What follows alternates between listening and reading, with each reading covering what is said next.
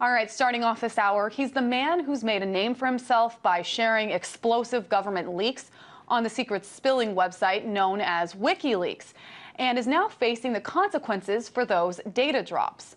Love him or hate him, the press and public can't seem to get enough of the WikiLeaks co-founder, Julian Assange. His tale, after all, is one of classified documents and evading authority. In other words, the perfect made-for-TV drama. And this case is far from over. RT International had a chance to sit down with the man himself to find out the latest developments in his political standoff.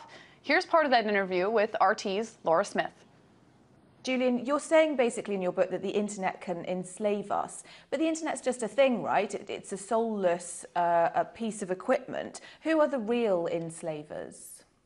They're the people who control the interception of the internet and to some degree also physically control the big data warehouses and the international fibre optic lines. So we all think of the internet as some kind of platonic realm where we can throw our ideas and communications and web pages and books, and they exist somewhere out there.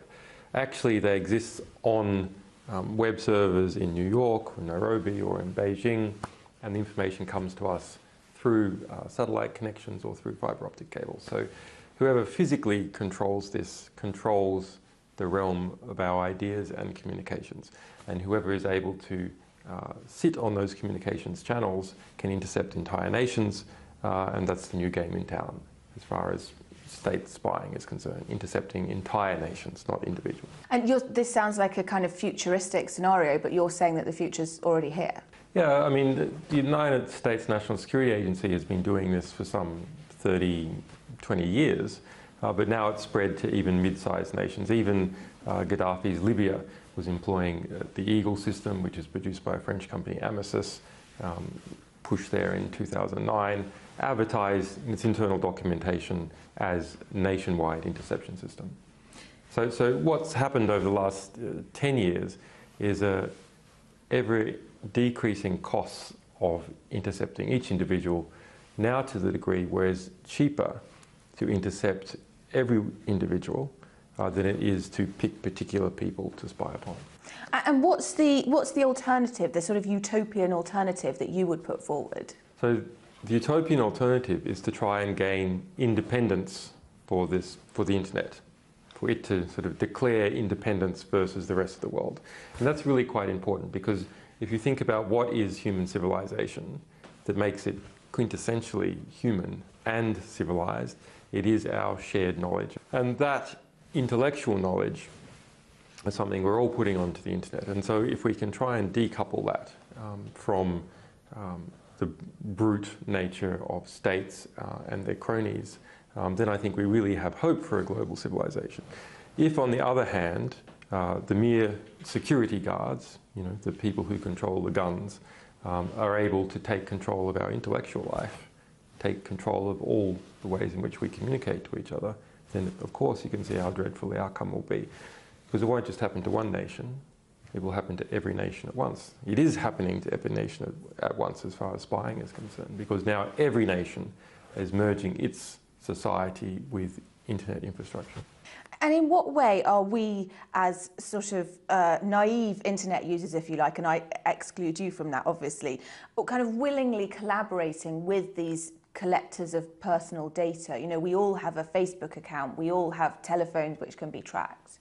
Right, people think, well, yeah, I use Facebook and maybe the FBI, if they made a request, could come and get it. And everyone's much more aware of that now, of course, because of Petraeus. But that's not the problem. The problem is that all the time, everyone, nearly everything they do on the internet is permanently recorded. Every web search. Do you know what you were thinking 1 year, 2 days, 3 months ago? Now, you don't know, but Google knows. It remembers. The National Security Agency, who intercepts the request if it flowed over the US border, it knows.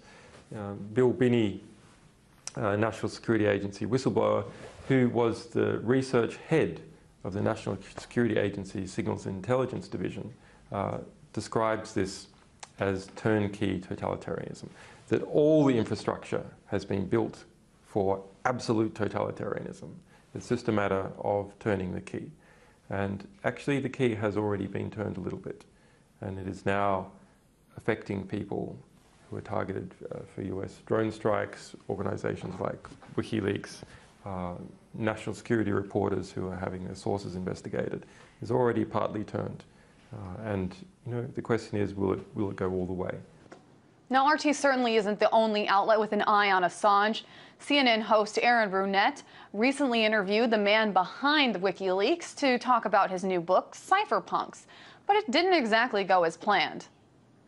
I wanted to start by asking you something at the very beginning of your book that really shocked me. You said the internet is a threat to human civilization, and I saw that and I thought, but the internet is the tool by which you, Julian Assange, have become one of the world's most controversial people, where you've published all this information. Why is the internet bad? Well, here's the book here as well. It's on the back as well, that quote. Looks like it started off on the wrong foot, and it only escalated from there. We're in a situation where the entire... I didn't agree to talk about the surveillance state. We're in a situation... Well, I'm sorry. Well, maybe Burnett should have been talking more about the surveillance state. Her network is, after all. CNN is beginning to resemble RT in many ways, with all of its coverage of Bradley Manning, domestic drones, and cybersecurity. Now, RT America had a chance to collaborate with our sister station, RT International, to pose a few questions to Assange ourselves. Here's one of the questions we here in D.C. wanted answered in particular, and that our viewers have asked numerous times. With an increasing war on whistleblowers, we wanted to know if there could ever be another Cablegate. Yes, hopefully next year. Right. What sort of time next year? Oh, I wouldn't go into it, but hopefully earlier rather than later. I mean, do you feel that when WikiLeaks is making these releases, you're having as large an impact as you had before? Well, Cablegate is extraordinary, and we published this over a period of 12 months. It is the most significant leak, although our previous leak on the Iraq War was also 400,000 documents showing over 100,000 people being killed and precisely how. That was also very significant. But yes, no one has done anything as significant as that since. But yeah, hopefully that will continue. I mean, the successes of WikiLeaks shouldn't be viewed merely as a demonstration of our organization's virility or the virility of the activist community on the internet. They are also a function of this hoarding of information by these national security states. The reason that there was so much information to leak, the reason it could be leaked all at once, is because they had hoarded so much. Why had they hoarded so much? Well, to gain extra power through knowledge.